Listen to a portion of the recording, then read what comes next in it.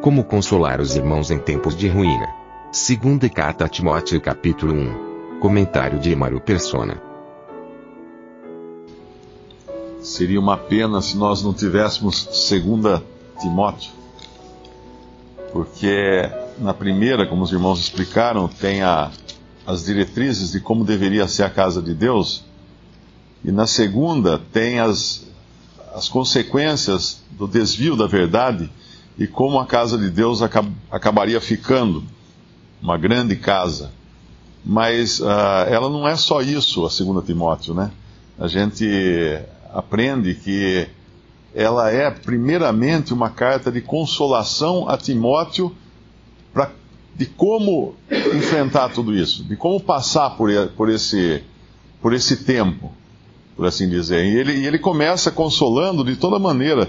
Ele chama de meu amado filho no versículo 2, embora eu não acredito que seja porque Paulo tivesse pregado o evangelho para Timóteo, não seria um filho na fé, no sentido de ter se convertido através de Paulo, porque lá em Atos 16, Paulo vem a conhecer Timóteo já convertido.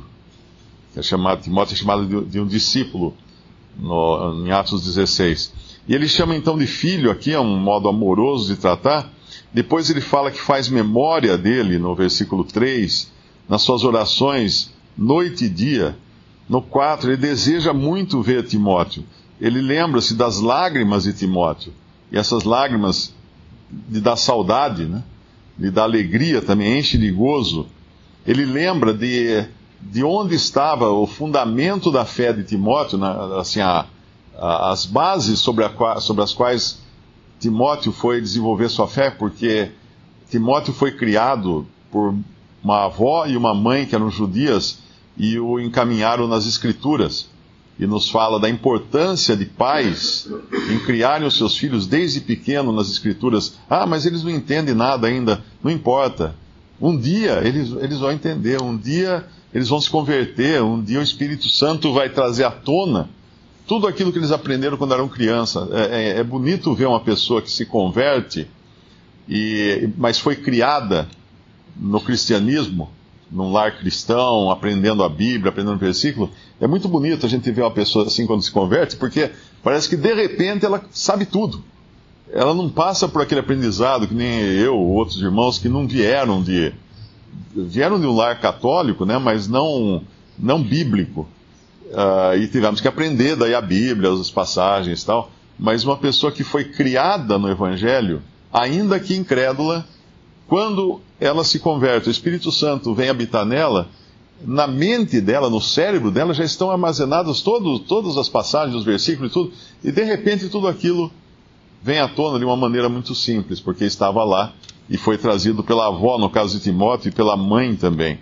E no versículo 6 também, Paulo incentiva Timóteo. Isso aqui é bonito, porque nós devíamos fazer isso com os nossos jovens também, incentivar.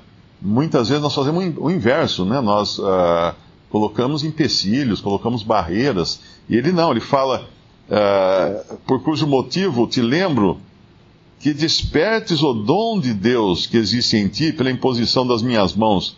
Eu acredito que talvez uma leitura melhor aqui para a gente compreender seria despertes que pela imposição de minhas mãos despertes o dom de Deus que existe em ti. Uma vez que a gente leu aquela passagem em Efésios, que os dons não são dados por homens, os dons são dados por Cristo, quando ele ascendeu à glória e ele deu dons aos homens, foi ele que deu. Então eu acredito que Paulo não tenha dado dom a Timóteo, mas ele tem assim estimulado o dom que havia, o dom de Deus, que havia já em Timóteo. O que é isso?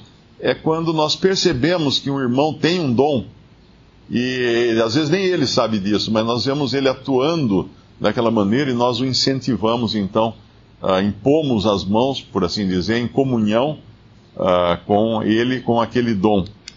E depois ele continua consolando no versículo 7, Deus não nos deu espírito de temor, mas fortaleza, de amor, moderação. E ele vai sempre consolando. No capítulo 2, é que ele vai tratar agora especificamente da separação do mal.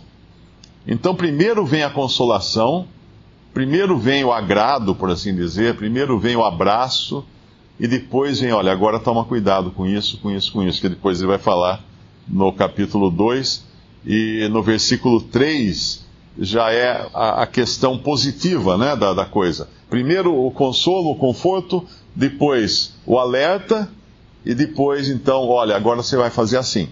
E aí ele vai exortar então Paulo a seguir até Timóteo a seguir até o exemplo de Paulo. Paulo havia sido constituído não apenas apóstolo, mas pregador e doutor dos gentios, no versículo 11. Então ele dá essa exortação das sãs palavras dele. É importante lembrar isso daqui, porque muito da doutrina encontrada hoje no catolicismo e no protestantismo, ela vem não apenas da Bíblia, ela vem dos primeiros pais da igreja, que são chamados aqueles bispos que vêm do ano 100 e tanto, 200 e tanto, 300, do segundo, terceiro, quarto, quinto século, que foi justamente quando os maiores erros foram introduzidos na cristandade.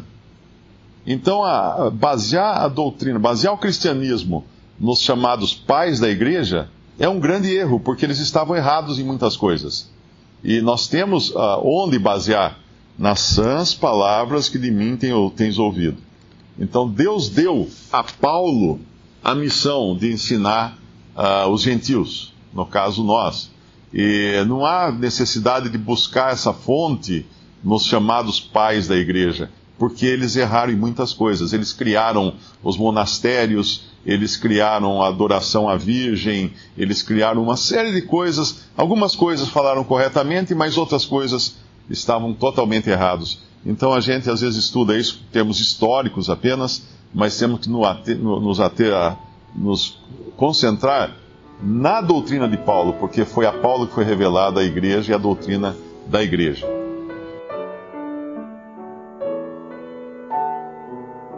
Visite Respondi.com.br. Visite também 3minutos.net.